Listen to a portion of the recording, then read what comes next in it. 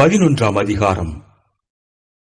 இயேசு தம்முடைய 12 சீஷர்களுக்கும் கட்டளை கொடுத்து முடித்த பின்பு அவர்களுடைய பட்டணங்களில் உபதேசிக்கவும் பிரசங்கிக்கவும் அவ்விடம் விட்டு போனார். அத்தருணத்தில் காவலில் இருந்த யோவான் கிறிஸ்துவின் கிரியைகளை குறித்து கேள்விப்பட்டு தன் சீஷரில் 2 பேரை அழைத்து, வருகிறவர் நீர்தானா, அல்லது வேறொருவர் வர காத்திருக்க வேண்டுமா என்று அவரிடத்தில் கேட்கும்படி அனுப்பினார். இயேசு அவர்களுக்கு பிரதியுத்தரமாக, நீங்கள் கேட்கிறதையும் காண்கிறதையும் யோவானிடத்தில் போய் அறிவியுங்கள்.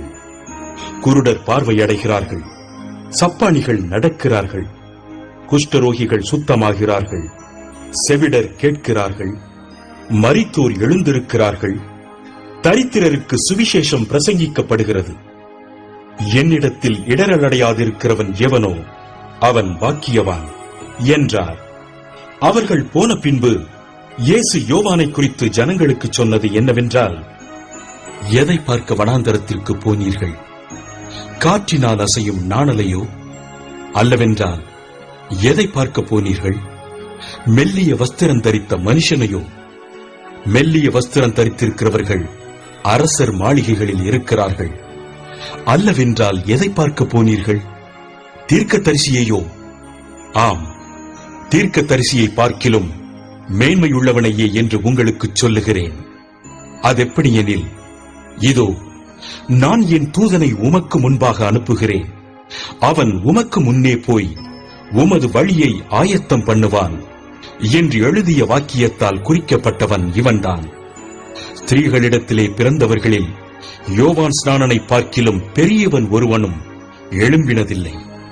ஆகிலும் பரலோக ராஜ்யத்தில் சிறியவனாய் இருக்கிறவன் அவனிலும் பெரியவனாய் இருக்கிறான் என்று உங்களுக்கு மெய்யாகவே சொல்லுகிறேன். யோவான் ஸ்நானன் காலம் முதல் இதுவரைக்கும் பரலோக ராஜ்யம் பலவந்தம் பண்ணப்படுகிறது. பலவந்தம் பண்ணுகிறவர்கள் அதை பிடித்துக் கொள்ளுகிறார்கள். நியாயப்பிரமாணமும் தீர்க்கதரிசிகள் யாவரும் யோவான் வரைக்கும் தீர்க்க தரிசனம் உரைத்ததுண்டு. நீங்கள் ஏற்றுக்கொள்ள மனதாயிருந்தால் வருகிறவனாகிய எலியா இவன்தான். கேட்கிறதற்கு காதுள்ளவன் கேட்க கடவன். இந்த சந்ததியை யாருக்கு ஒப்பிடுவேன்?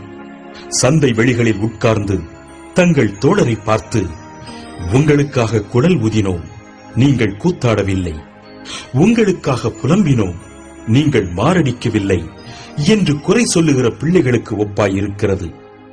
எப்படியெனில், யோவான் போஜனபானம் பண்ணாதவனாய் வந்தான்.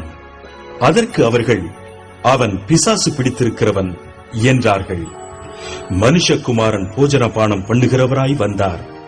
அதற்கு அவர்கள், இதோ போஜன பிரியனும் மதுபான பிரியனுமான மனுஷன், ஆயக்காரருக்கும் பாவிகளுக்கும் சிநேகிதன் என்கிறார்கள்.